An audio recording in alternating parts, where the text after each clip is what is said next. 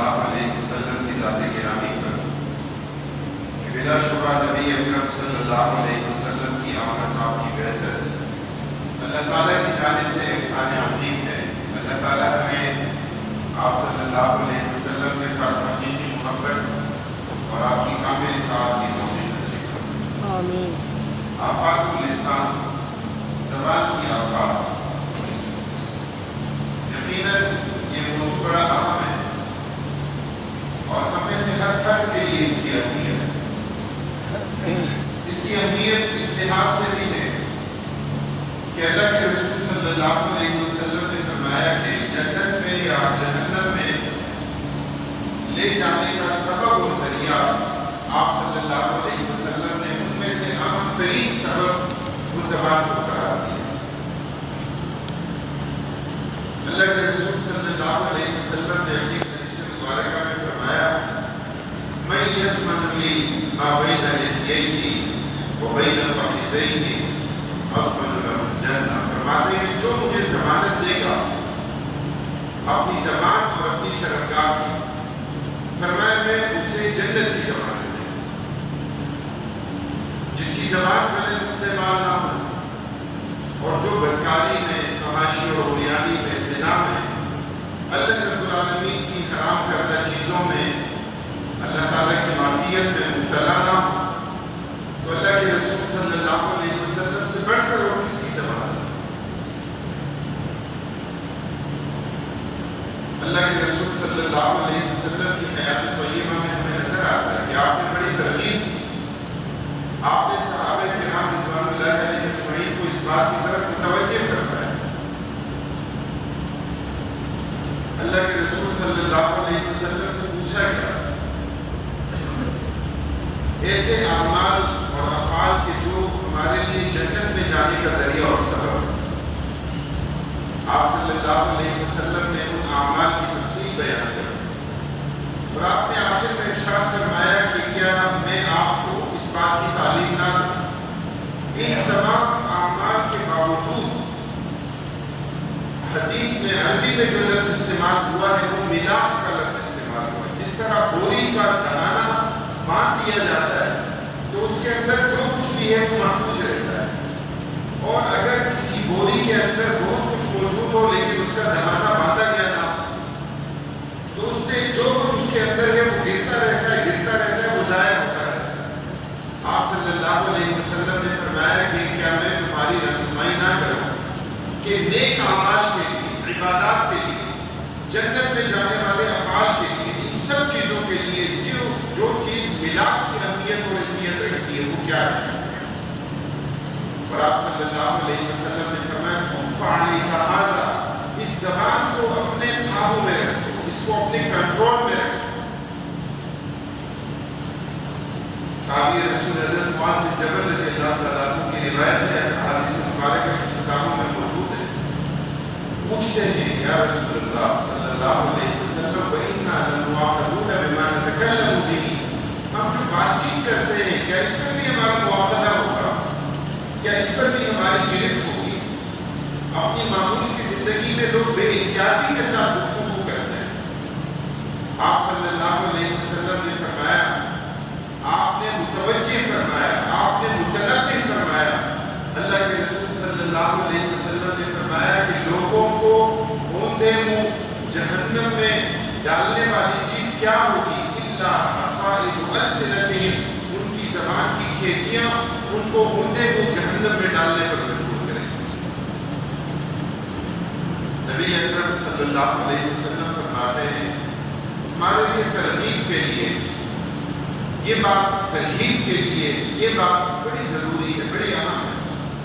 آپ صلی اللہ علیہ وسلم فرماتے ہیں کہ کوئی شخص بات کرتا ہے ان الرجل لا يتكلم لا يرى به بأسا، اس کا کوئی خیال نہیں ہوتا، کوئی اس کی زیادہ اس کی طرف توجہ نہیں ہوتی، کوئی انٹینشنلی وہ کسی کی برائی نہیں چاہتا، لیکن کبھی کسی کو ہنسانے کے لیے، کبھی کسی مجلس کو گرمانے کے لیے، کبھی بے احتیاطی میں، کبھی بے ساختہ اس کی زبان سے کوئی ایک جملہ نکلتا ہے، نبی اکرم صلی اللہ علیہ وسلم فرماتے ہیں کہ وہ اس بات کو نہیں جانتا کہ اس کا ایک جملہ جو اس کی زبان سے نکلا ہے 70 سال تک گرتا رہے گا اور اس کی تہ تک نہیں پہنچے گا۔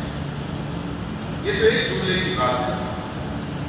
ہم سوچ سکتے ہیں ہم لوگوں کو کتنی اذیت دیتے ہیں، ہم لوگوں کو کتنی تکلیف دیتے ہیں۔ ہم زبان پر آئی ہوئی بات کو قابو نہیں کرتے، کنٹرول نہیں کرتے، جو دل میں آتا ہے کہہ دیتے ہیں۔ بڑا ایک ماڈرن طریقہ ہے کہ میں اپنے الفاظ واپس لے۔ کبھی آپ نے دیکھا ہے کبھی کہ کوئی الفاظ واپس منہ میں گئے، آپ اپنی کارروائی سے تو اسے حذف کر سکتے ہیں، لیکن کیا کبھی کوئی کہی ہوئی بات، کبھی کوئی کمان سے نکلا ہوا تیر واپس کمان میں آتا ہے؟ کبھی نہیں آتا۔ جراحہ السنان لہت قیام ولا یرتاب ما جرح اللسان، تیر اور تلوار کے زخم تو مندمل ہو جاتا ہے، لیکن جو زبان کا گھاؤ ہوتا ہے، جو زبان کا زخم ہوتا ہے وہ نہیں بھرتا، وہ پوری زندگی یاد رہتا ہے۔ حافظ ابن قیم رحمہ اللہ القصیدۃ النونیہ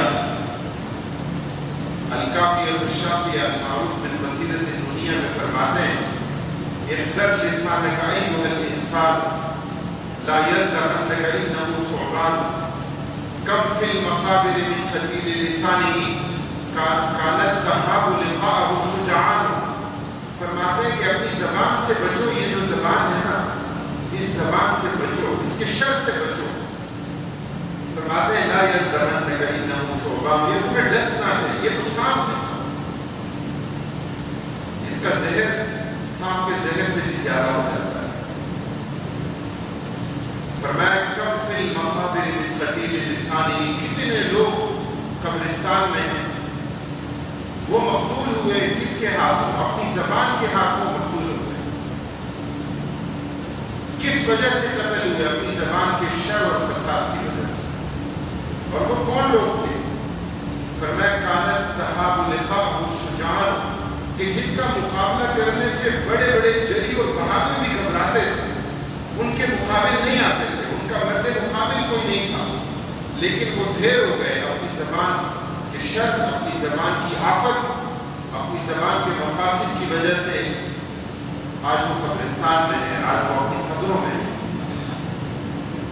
حضرت ابوبکر صدیق رضی اللہ تعالیٰ عنہ اپنی زبان کو پکڑ کر کیا فرماتے ہیں؟ حضرات صحابہ کرام رضوان اللہ علیہ اجمعین فرماتے ہیں ہم نے دیکھا کہ حضرت ابوبکر صدیق رضی اللہ تعالیٰ عنہ نے اپنی زبان کو پکڑا، فوراً کہا کہ امیر المومنین کیا کر رہے ہیں؟ خلیفۃ رسول اللہ صلی اللہ علیہ وسلم آپ کیا کر رہے ہیں؟ حضرت ابوبکر صدیق رضی اللہ تعالیٰ عنہ کیا فرماتے ہیں؟ ھذا الذی اوردنی الموارد، کہ یہ زبان ہے کہ جس نے مجھے بڑی مصیبتوں کی جگہ پر لا کر کھڑا کیا۔ یہ قول کس کا؟ حضرت ابوبکر صدیق رضی اللہ عنہ، جن کا مقام و مرتبہ کیا ہے کہ وہ اعلی بات اس ہما فی الغار، اللہ رب العالمین نے قرآن کریم میں جن کا تذکرہ کرنا ہے، جن کے انفاق کا، جن کی خدا خوفی کا، جن کے اللہ سے ڈرنے کا، نبی اکرم صلی اللہ علیہ وسلم کے ساتھ رفاقت کا، آپ صلی اللہ علیہ وسلم کے ساتھ مدد اور نصرت پر قرآن کریم شاہد ہے۔ اللہ کے رسول صلی اللہ علیہ وسلم جن کے بارے میں فرماتے ہیں کہ میں نے ان کے احسانات کا بدلہ نہیں چکایا، میں ان کے احسانات کا بدلہ نہیں چکا سکتا۔ اللہ کے رسول صلی اللہ علیہ وسلم جن کے بارے میں فرماتے ہیں جب آپ سے حضرت عامر بن عاص رضی اللہ تعالیٰ عنہ نے پوچھا، آپ صلی اللہ علیہ وسلم نے حضرت عامر بن عاص رضی اللہ تعالیٰ عنہ کو بلایا اور ان سے فرمایا کہ ایک جنگی مہم کے لیے آپ کو بھیجنا ہے، آپ اس کے لیے تیاری کیجیے۔ حضرت عامر بن عاص رضی اللہ تعالیٰ عنہ فرماتے ہیں کہ میں جانے لگا تیاری کے لیے، پھر دل میں یہ احساس پیدا ہوا کہ آپ صلی اللہ علیہ وسلم کی مجھ سے بڑی محبت ہے، آپ نے میرا انتخاب فرمایا، ابھی گئے نہیں تھے، واپس تشریف لائے، آپ کے سامنے بیٹھے اور کیا پوچھا کہ یا رسول اللہ صلی اللہ علیہ وسلم من احب الناس الیک، لوگوں میں سب سے زیادہ آپ کو کس سے محبت ہے؟ آپ صلی اللہ علیہ وسلم نے فرمایا عائشہ، سب سے زیادہ محبت کس سے؟ حضرت عائشہ صدیقہ رضی اللہ تعالیٰ عنہ۔ حضرت عامر بن عاص رضی اللہ تعالیٰ عنہ فرماتے ہیں کہ یا رسول اللہ صلی اللہ علیہ وسلم میری مراد یہ نہیں ہے ثم من، ان کے بعد آپ کی محبت کس سے سب سے زیادہ ہے؟ آپ نے فرمایا ابوہا، ان کے والد حضرت ابوبکر صدیق رضی اللہ تعالیٰ عنہ سے سب سے زیادہ، جو محبوب رسول تھے، قرآن کریم جن کی صفات پر شاہد کہ جن کا اعلیٰ و ارفع مقام اور مرتبہ ہے، جنہیں خلیفۃ رسول اللہ کا منصب ملا۔